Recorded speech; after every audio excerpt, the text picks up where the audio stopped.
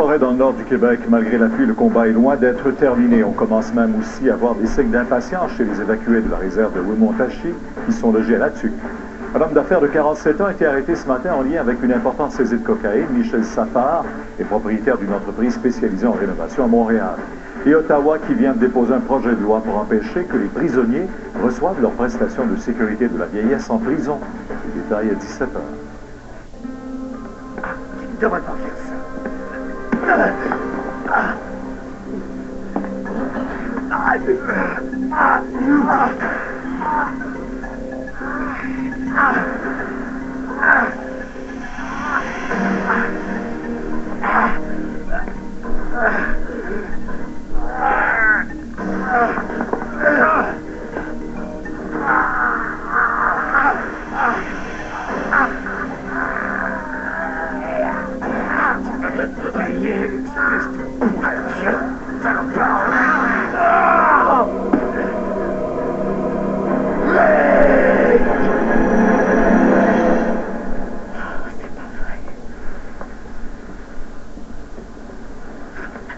Tu ne devrais pas t'en faire. Mais si toutefois ça tournait mal, L'urgence pour Stéphanie n'est pas d'appeler ici. C'est de livrer Pam à la police ou aux mains des psychiatres. Eric est dans la maison avec elle. Stéphanie va faire en sorte que rien ne lui arrive. Maman t'a dit ce que tu devais faire? Non, Pam. Mais qui est dehors? Les ambulanciers? Non, dehors, ce ne sont que des employés. Non.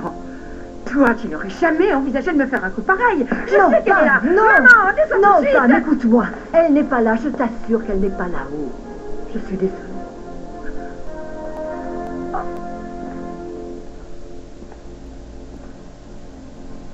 Elle n'a jamais été auprès de toi quand tu avais besoin d'elle. Non. Par contre, elle se posait là pour faire croire à la famille parfaite.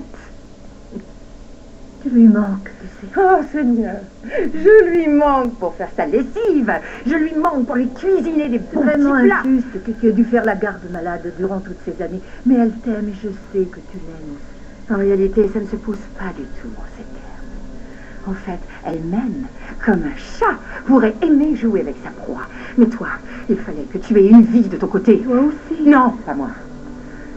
Moi, il fallait que je m'assure que tu ne serais pas coincée dans cet univers où elle régnait en maître.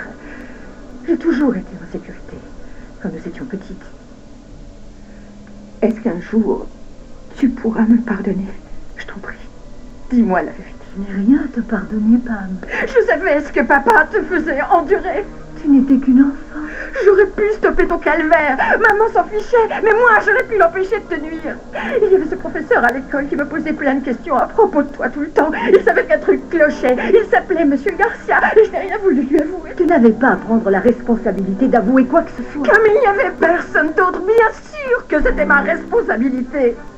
J'entendais tes hurlements. J'entendais le claquement de la ceinture de papa encore et encore. Plus jamais. C'est la promesse que je me suis faite. Plus jamais je ne resterai dans mon coin à ne rien faire si quelqu'un osait te faire du tort. J'ai tenu ma promesse. Oh, papa.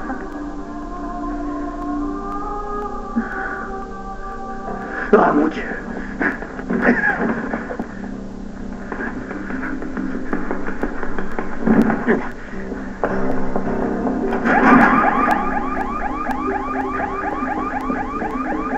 Vite!